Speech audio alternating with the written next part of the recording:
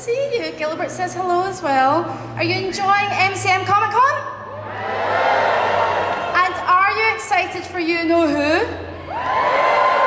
Right, okay, without further ado, let's introduce our guest, Mr. Simon Pegg. If you do want to find out the latest news from Comic Con, please subscribe below.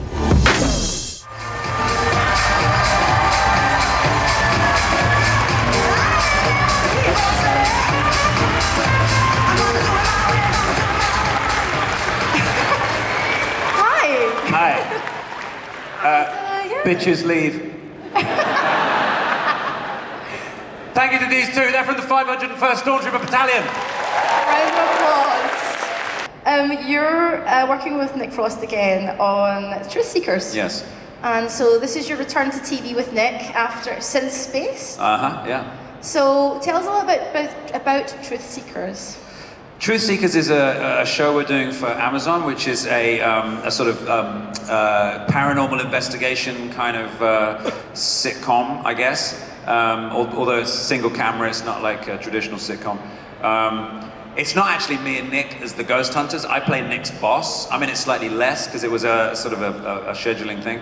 But Nick heads up this team of ghost hunters who are essentially satellite installation kind of engineers and ghost hunters. And it's a really interesting, fun kind of case of the week mixed in with a big story arc. We've got amazing people in it. Malcolm McDowell's in it, who is just an absolute legend and a lovely guy. Julian Barrett. We've got some fantastic guest stars and a brilliant young cast. And so I'm very excited for that to come out. Now, I asked online, on Instagram and Twitter for some questions with here, and here we go. I chose some good ones, don't worry. I've got this first question from Pia Middleton on Instagram. Oh. I want to know as well, because I'm quite interested in this. What is your favourite Cornetto flavour? Mint. Yes! Yes. Yes! Big up the mints. Big up the mints. Any mint fans? Yeah. I feel we're a rare breed. I know. I don't see the originals around so much anymore. The strawberries and the mint seem to be very popular. I used to be a raspberry, rippley, strawberry person, I moved to mint. Yeah, I like mint, because I like the chocolate on the mint. It's nice and crunchy. Oh, yes. Ronan.clapham on Instagram. If you got the chance to play any part in any film you haven't starred in, what would it be? Oh my God. I would love to have played H.I. McDonough in Raising Arizona. Right. Which I would never have been able to play as well as Nicolas Cage. For me, it's his finest performance, which is saying something because he's an amazing actor. But that film, for me and Edgar, was a key movie in our sort of evolution as comedy filmmakers, just because it taught us that it isn't just the script that's funny with a movie, and particularly with Edgar, you can make jokes with a camera move, and you can make jokes in terms of how the film is directed, which has been key to Edgar's sort of style. So yeah, that would have been fun to play that role. Last one for the fans, and then we're going to play a game. Ooh. Okay, so this is from Twitter, shiny0139096. I know them well. Yes. Do you have any plans to return to the West End? No plans, but I'd love to do some theatre. That'd be great. The last time I was in the West End was with Steve Coogan's live show in 1998. So 21 years ago. But yeah, I haven't done theatre as much as I thought I would when I was young. I kind of loved all that stuff when I was a drama student, but life took a different way. But yeah, that would be fun. Watch this space. Watch this space. Now, you play Scotty in Star Trek, and you have a Scottish wife. I do. I am also Scottish. I know you. So I'm making this game Scottish. Okay. My Scottish mother-in-law is here as well. Who isn't here with me today is the question. So, this is the Scottish phrase challenge. Oh, okay. Oh, God. Okay. Yeah. I was going to go with Scottish accents, but I didn't want to put you on the spot. There's many of them. So, the first word, and I just say what comes into your head straight away. Okay. I'll say the word or the phrase, you just say what you think it is. Okay, go. Okay, ready? Yeah. I've got an image on the screen so you can see how it's spelled. Oxters. Oxters is your armpits. Yes! Round of applause, that's hard. It's these areas. Oxters, right, okay. The next one is, we have the next one, Peely Wally. Peely Wally? I have no idea. Oh, can you take a guess? Yeah. Peely-wally means pale or sickly. Oh, you're looking a bit peely-wally. Yeah. Did you know that, Big Mo? Yeah? Yeah, okay, thanks. Peely-wally. Right, the next one, let's get the next one up. Hodger Weast. Hodger Weast, I mean, shut up. Very good, very well done. I get that a lot from my wife. Hodger Weast. And get the poo out of the courtyard. Okay, the next one. Glake it. Glake it. Oh, that's if you're feeling a bit sick, isn't it? No? No. Glake it. You use that one. What is it? It means stupid. Stupid. Oh yeah, a bit glake it. Glake it. Stupid. Yeah, glake it there. Right, okay. Next one. The next one is get loudy. Loudy. Oh, that just means get into it. Give it your best shot. Do it. Get it loudy, Yeah. man. The next one is, it's pure Baltic. It's pure Baltic. It means it's cold. Yes, very well done. It's very cold. That's an easy one. And the last one is, it's my favourite, bolt your rocket. Bolt your rocket. Fuck off. Yeah, get lost after. Bolt your rocket. Bolt your rocket. Very well done. Not too bad, not too bad. Not bad at all. Right, now we have time for fan questions. We have a mic here and we have a mic here. So see where the stewards are standing. If you have a question, so this little guy here almost like crashed. Right, where's the left-hand side is always so slow. Come on, get. It's the other side of the brain. It's not as Not as fast. not as fast. Right, because since you almost knocked down our lovely stewards to get to Simon, so we'll start with you first. Go for it. If you haven't played a superhero role yet, so if you could play any superhero, which one would you do? Well, last time I answered this question, it kind of caused an internet rumor, because I said Captain Britain, because not just because I am from Britain, but because I used to get the Incredible Hulk weekly when I was a kid, which is a Marvel UK publication, and I think the first edition came free with a Captain Britain mask. And I remember Brian Braddock and that character from Marvel, and I used to read that in Marvel Comics when I was a kid. So it felt like the most obvious one. So I think I'm getting on a bit now. Unless they do like a kind of Hank Pym thing, and there's like old Brian Braddock and they get some handsome young guy to play the new Captain Britain. I'll be old Captain Britain. But yeah, I guess him. Do you know what I mean? That feels like the one closest to my comic book affections. Thank you very much for your Who are you dressed as? Mad-Eyed Moody. Mad-Eyed Moody, I knew it. I could see, I had my glasses on, so I couldn't quite make it out. I could just see your eye. You look great, and thank you. I think, what are very you, much. Fizz gigs, Cyclops? I don't know. Anyway. Thank you. Over to the left side. Go for it. What's your favourite memory of working on Spaced? Oh man, I think the first time Jess and I walked into the flat at 23 Meteor Street, which was a set at Twickenham Studios, and Ealing, I think, for season 2, and it was just having written the show and then writing vague details about the flat and then walking in and having the production designers create it all. And it was the first time we realized that we were making a sitcom, and it was quite extraordinary just to be in our world that we'd made. So yeah, that was definitely that moment. Thank you very much. Thank you. Next. I've got one short one and a quick long one, if that's all right. I mean, One short one and a quick long one. yeah. Sounds like my That's what Saturday I night. want, Okay. Let's try your short one. Go for it. Okay, could you imagine what would happen if Nick and Gary and Shaun all met at the same time? I like the idea of doing like a video game where you get all those characters together. I think Nicholas Angel would arrest Gary King immediately.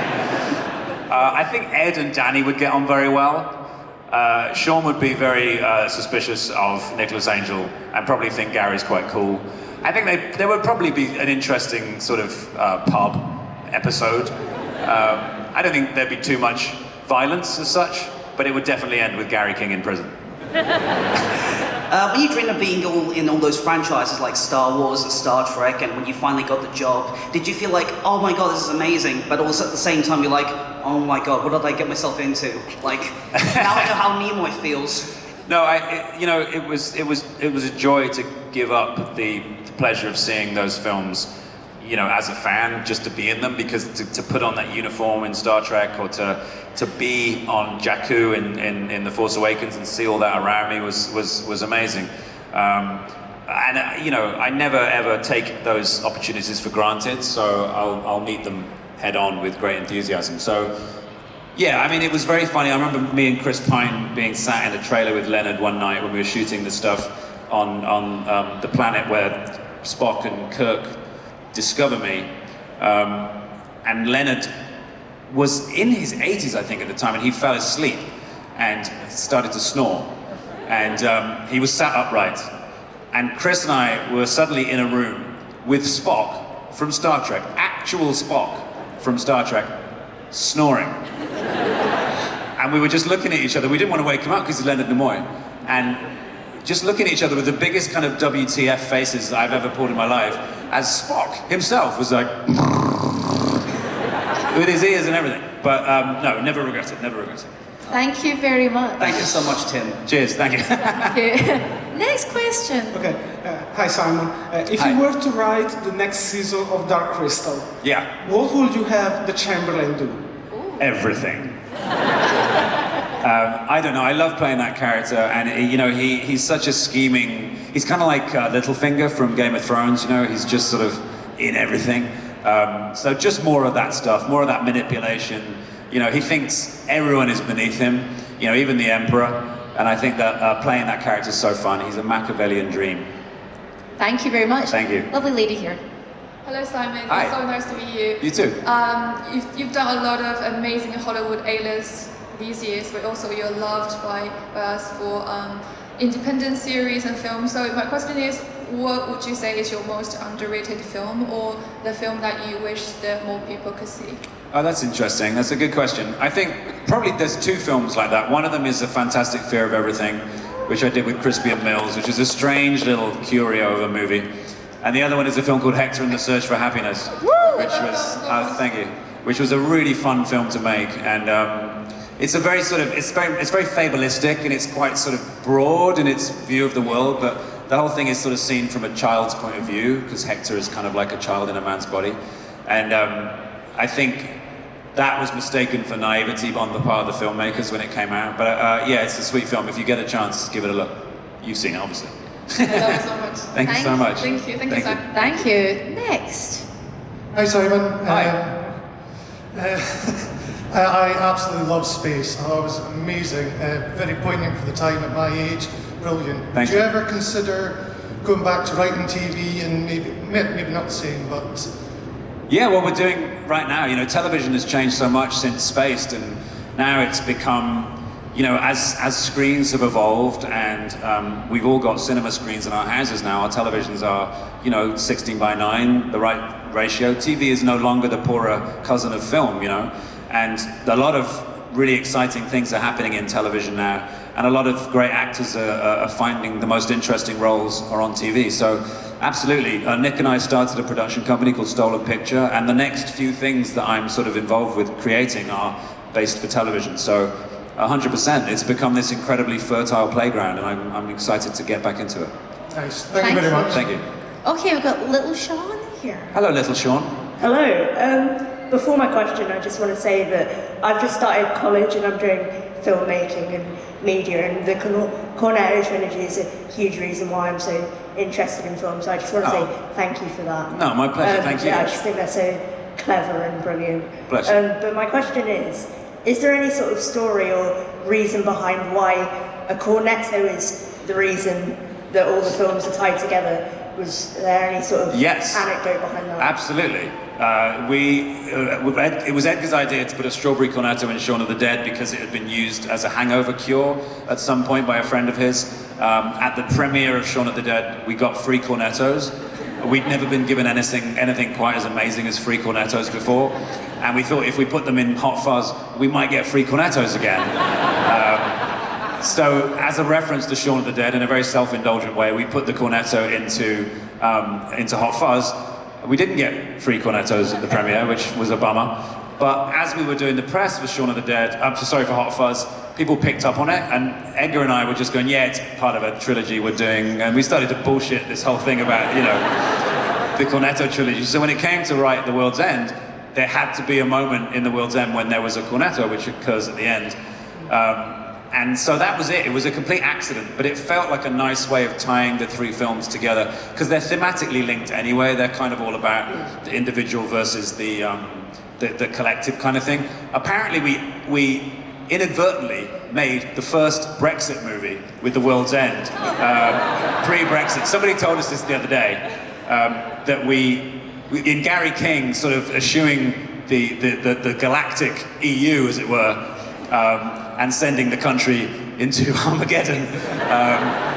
How prophetic that was. So yeah, it's a complete coincidence that we had the Cornettos as a link. But I've had a lot of ice cream as a result. Thank you. Thank you. Thank you. Good luck with your cause. Thank you. Lovely lady here. So we're at Comic Con, we're all a little bit nerdy. So what would you say is the nerdiest thing you own that you're a little bit embarrassed about? Me? Oh my God. I'm not embarrassed about anything that I own that's nerdy. I wear it with pride. I do have Unkar Plutt's nose in a metal box, no, in a glass box. But that's something that I'm very proud of. What do I have that's that nerdy?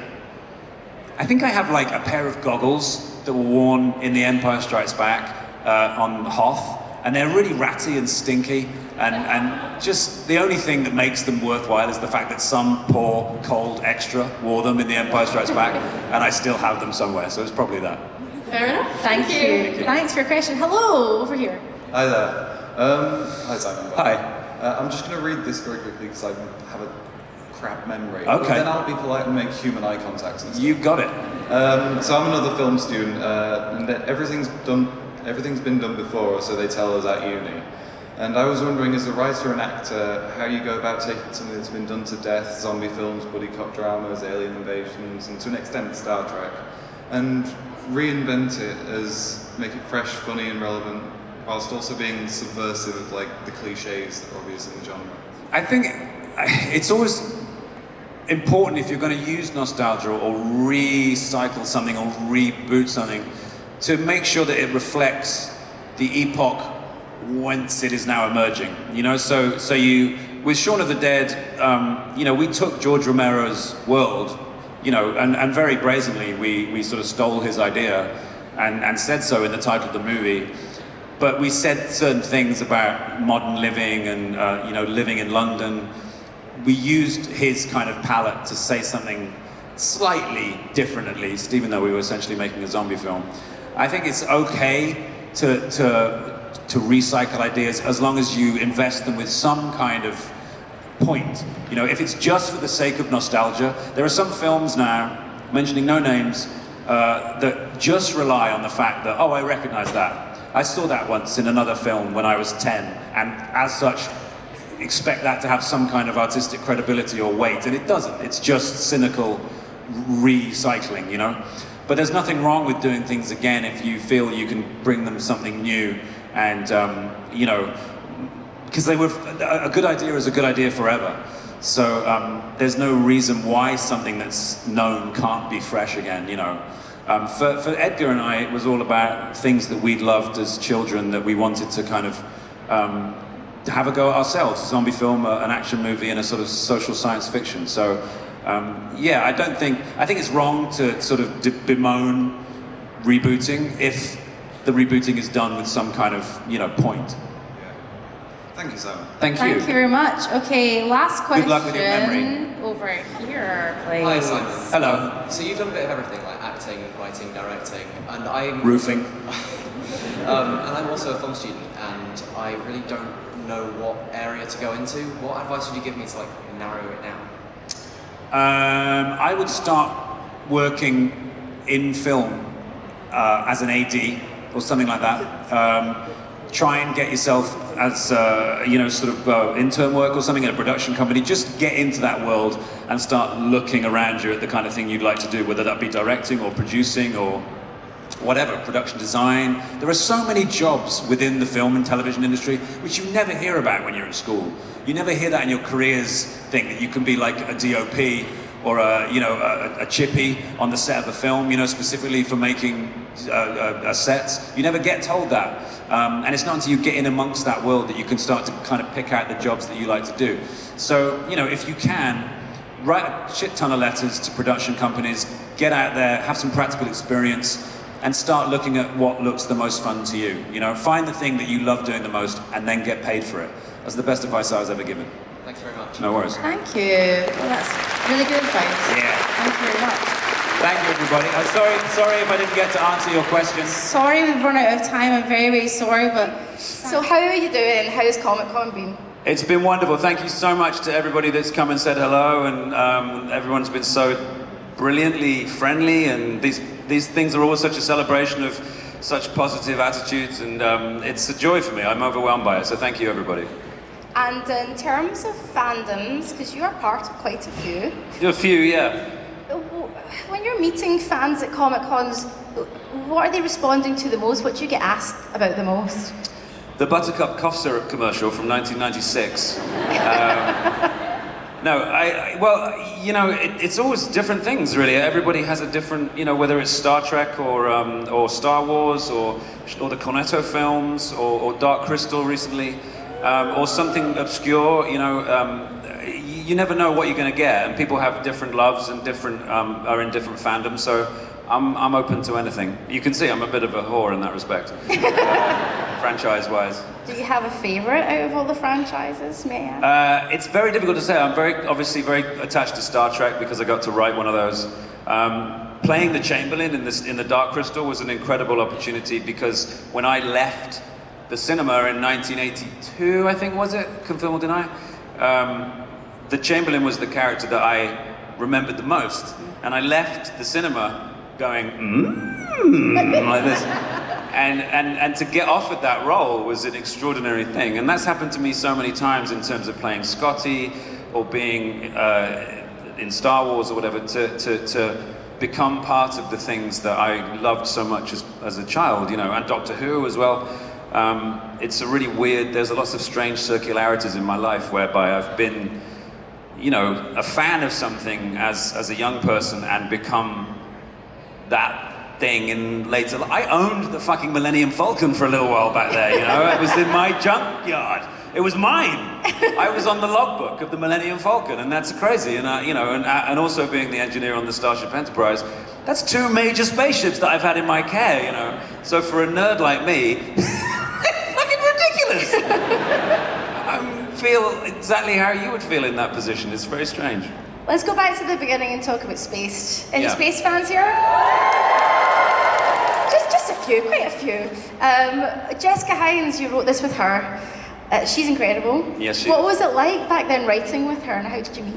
Well, we were just kind of a couple of 20-somethings who, we'd been in a show together that Edgar Wright had directed on the Paramount Comedy Channel, and Jess and I had known each other for a little while, and someone asked us if we wanted to have our own show, you know, which was very lucky back in the day. This is before digital television. It was just Channel 4 and ITV and BBC 2 and BBC 1. And Jess and I were like, yeah, sure, okay, but we want to write it in a really sort of arrogant way. And they said okay, and seemingly at every corner we were given permission to go forward with this show. And eventually we got it on Channel 4. We got Edgar in to direct because he was the only person who we felt could visualize what we had in mind writing-wise, and that's absolutely true. And then it just sort of happened, and we were so lucky in every way to get that show made. I'm very proud of it, and it's 20 years old this year, so happy birthday, Spaced. Yeah, and there are people that have come up for signings and stuff who are Spaced fans who weren't born when it came out, which is just so bizarre, and such a nice kind of you know, it's so lovely that people are still discovering it now. So thank you if you have just come to it late. Thank you. Tim in the show was very much an extension of you said. And you very much wore his geek heart on his sleeve, and all the set pieces that you filmed, those crazy moments like the Resident Evil thing. And yeah. What would Tim be like today, do you think, 20 years on? Tim now works on, he works at Pinewood on the new Star Wars movies, designing spaceships and things. That's his job now. He's a graphic designer. He left the comic book industry. He was a big fan of The Force Awakens because he worked on that. He didn't like The Last Jedi so much for some reason. I don't know why. But he's very much looking forward to The Rise of Skywalker. Him and Daisy married for a while. They had one child. Then they divorced. And Brian died. But his work became incredibly appreciated after his posthumous death, and then they discovered that he faked his death just so he'd become famous. Mike married his boyfriend of 12 years, and they settled down together, and Twist is missing in action. That's it. You don't ever need to see enough space. Oh, and Marsha still lives in the house. You mentioned Edgar Wright, Yeah. and you've worked with Edgar and Nick Frost obviously many times. What is it that's so enjoyable about working with those two? Well, I mean, Nick, I've known for 25 years, and he's my best friend, you know, and so anytime we get to work together is great because we get to hang out together. And similarly, Edgar, I met when I was very young and starting out. So when I get to work with Edgar and Nick, I'm working with two very close friends, and it's just a lot of fun. And we have a rhythm, you know. Nick and I tend to do all the kind of front of house, sort of keeping everybody happy. Edgar becomes incredibly intense because he's such a, he's such a perfectionist that we give him the space to become angry and beard stroking, but we have a lot of fun, you know, and I can't wait to do the next thing together, which we will do at some point. How have they changed from when you met them as younger guys back then to now? Like, how have they changed? Divas. Really? Both. Who's the biggest diva of all? Oh, Nick Frost is the biggest diva on earth. He's terrible. If you don't get him a latte by 8 a.m., he literally has a shit fit. Now let's move on to the Cornetto trilogy, because I think there's a few Cornetto trilogy fans out here as well. I like it when you can cheer, the lights just go up and then they go down. And you're gone. Tell me, those were your first feature films. That was the first foray into that vibe. Yeah. What were those first days of shooting like? Were you like shit scared? Well, on Shaun, it was like we didn't really know if it would ever get a release, let alone, you know, what it would become. So it was just kind of fun, you know. It was just like making Spaced, but slightly different. You know, we were making a movie, so it was a different dynamic. When we came to do Hot Fuzz, we knew we had to kind of back up what we'd done initially, and so that was a little bit more sort of, okay, we need to get our game faces on here. And then with The World's End, we were just happy to be making the final film in the trilogy, you know. We'd always wanted to make 3, and it was really exciting to come back, having sort of laid the groundwork with Shaun of the Dead and Hot Fuzz, to make The World's End, which is kind of my favorite of the 3, just because it's probably the most personal and the most grown up, I think. It's almost like as much a drama as it is a comedy, The World's End. And it was every one of them, you know, they have their highlights and their moments. It's really hard to pick them apart in terms of making them. Hot Fuzz was a lot of research for me. We went out with the police, I did a lot of, you know, sort of ride-alongs and stuff. Shaun was kind of me at 25 or whatever. Nicholas Angel was not me at all. Gary King, you know, there were bits of me in Gary King, but so Nicholas took the most research. With Gary King, I watched an interview with you online where you mentioned that was one of your favourite roles to play. Why is it that role is one of your favourites? Because he's such a dick. What's it like? I always wondered that, you know, as an actor, like, because sometimes I have these moments, you know, where I cut and I'm like beating someone over the head with a tennis racket. I'm like, dickhead, you slow walking idiot. Like, is it quite a release to play someone who's... Yeah, you know? It's nice to play characters that have things going on underneath, you know. So with someone like Gary, you know, he's so bombastic and annoying and frenetic, but underneath he's in incredible pain, you know, and he's incredibly complex and sympathetic, and it was fun to play a character who was incredibly annoying for the most part. But then you realise that he's a suicidal alcoholic on a death mission, you know, and it's kind of, oh, I see now, I get it. But you have to play that part of him throughout the whole movie before that's revealed. So as an actor, it was just the chewiest of all the roles. Do you ever take any kind of roles home with you? You think, oh, I need to get in, your wife might go, hello, like, remember who you are? No, I'm not really a method actor in that respect. I did have to get very, very skinny for a job I did this year, and my wife was in tears about that because I kind of got down to sort of skin and bone. I saw the picture. Yeah, and so she wasn't that happy about that. But otherwise, she always grounds me. She stops me from being a sort of head in the clouds actor prick. As soon as I get home, I'm picking up the dog shit in the courtyard. There's no sort of, you know... Oh, I'm home now. Yes, exactly. Although I do have a courtyard, which is prickish, to say the least. Get into the courtyard and pick up that poo. Mission Impossible is another big franchise you're part of. You played Benji. Yeah. What was that call from J.J. Abrams like? Maybe you picked up and you went, right. I was writing Hot Fuzz at the time, weirdly, and there was we were at Big Talk Productions where Edgar and I wrote the Cornetto films, and the phone rang and someone said, "Oh, it's J.J. Abrams for you." And I was like, "What, like Alias, J.J.?" Who he was then. He'd only done Alias and Felicity. And I got on the phone and he said, "Hey man, it's J.J." Like I knew him. And he asked me to do Mission Impossible 3, and he'd seen Shaun of the Dead, and he'd seen me and Edgar at the Saturn Awards, but hadn't come up to say hello, because he was nervous, he said, ridiculously. And then I went over and I did Mission Impossible 3, and similarly, since then, I've been offered roles by JJ via email, in various degrees of, because he just goes straight to you, he doesn't do the whole agent thing. So I literally have an email somewhere that says, "Do you want to play Scotty?" Which I got off the back of a flight from New York, and I turned my phone on, and it just came through, and I was so disgusted, because I was like, how could you say that without some kind of dinner or wine or some sort of sexual favor first, you know? It doesn't seem as grand. I can't just say, yeah, you know, to that email, I can't just reply, sure. Because happy face. Yeah, it felt so ridiculously huge. It took me like 3 days to say yes, because, and he's like, "What, do you want it or not?" And I'm like, "I don't know, this is huge, you know, you're asking me to play Scotty." And so of course I said yes eventually. And then similarly with, you know, we went out to dinner before he started shooting The Force Awakens, and he said, "Would you like to play a blobfish in Star Wars?" And I was like, "Yeah, okay." And also he told me, everyone's seen The Force Awakens, right? Okay, so spoiler alert. He said, literally, over dinner, he went, "Oh, by the way, we're killing Han." And I'm like a Star Wars fan from 1977, and I was like, "You can't just fucking say that over dinner! You've just killed someone I love over sushi, you prick."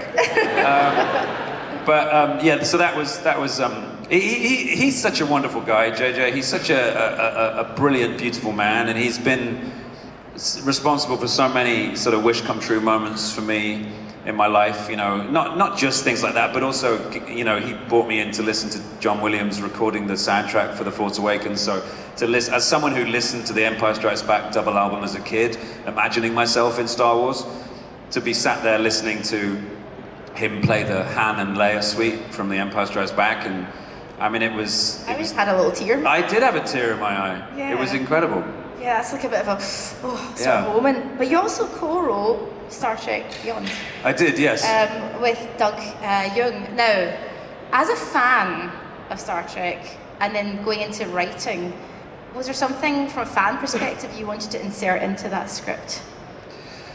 Yes. Well, Doug came over to the UK when we wrote Star Trek Beyond, and we wanted to try and make the film as much for the fans of Star Trek, the people that have been with Star Trek since September 1966, up until now. And so we would write, and then we'd go and we'd watch episodes of the original series, and we'd take down the names of red shirts and crew people so that we could put them into the script in strange places. I think the two people that get murdered by Kral at the end are the two crew members that get married in an episode which I can't remember the name of. Somebody out there will know it.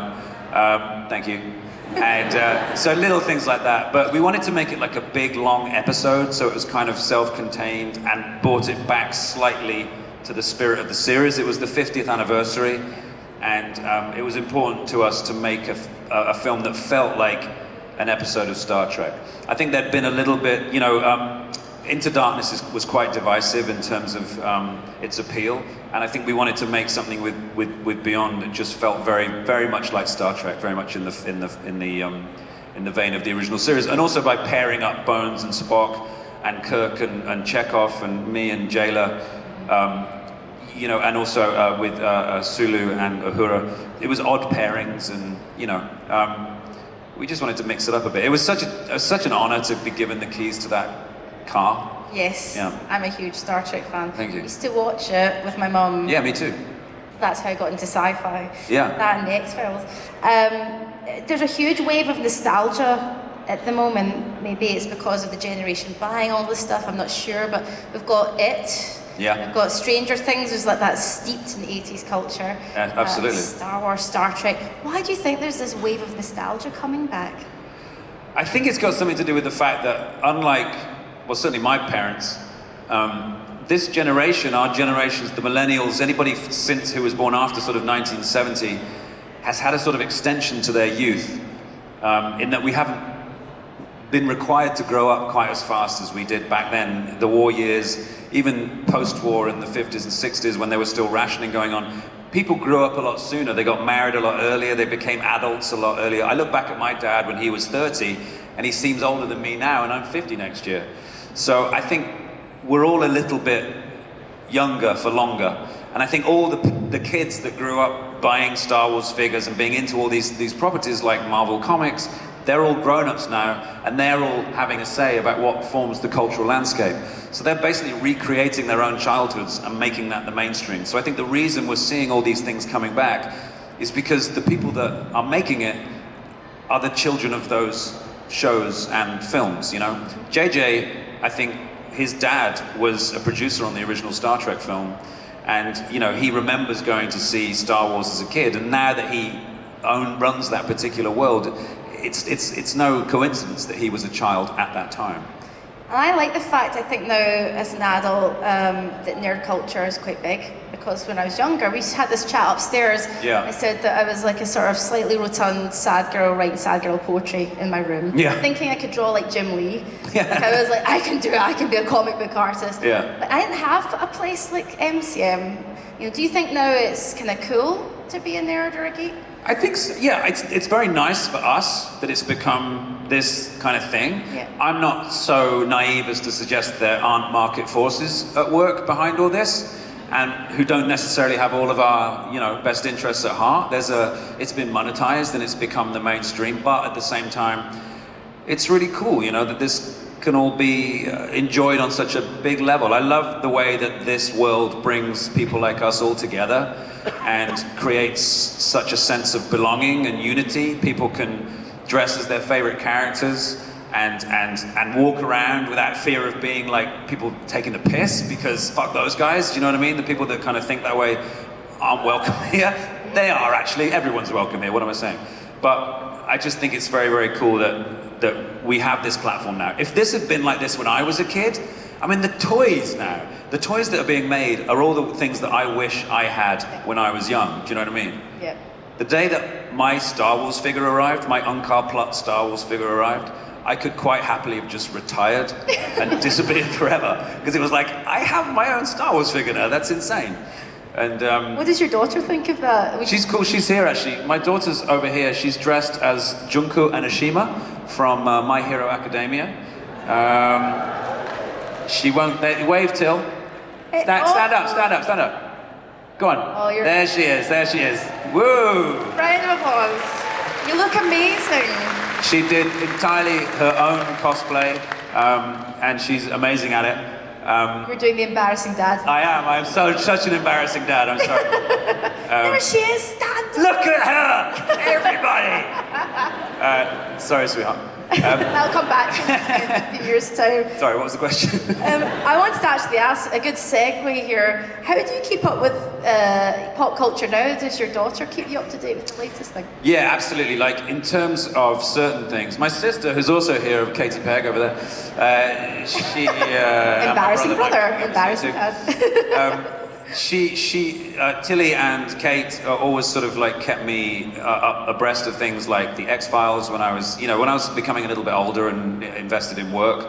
But in terms of nowadays, yeah, Tilly's got me into the whole anime thing. She's a big anime fan. So I've been able to go up to people at the festival and at the con and just sort of tap them on the back and say, hey, nice froppy. And see them go, oh, that, which is funny. But yeah, she keeps me informed. Now, in Ready Player One, you play Ogden Morrow. Mm-hmm.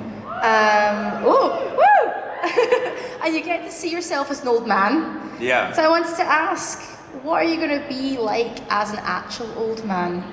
It's a random question. Creepy. A creepy old guy at the con. Creepy old guy walking around the Comic Con. No, there will be. I mean, you know, in the years to come, these things will be full of all. It's like snowboarding. Simon, you've been absolutely wonderful. And I think that's a nice way to end it as well. So Calling me wonderful, sure. And that, obviously, as well.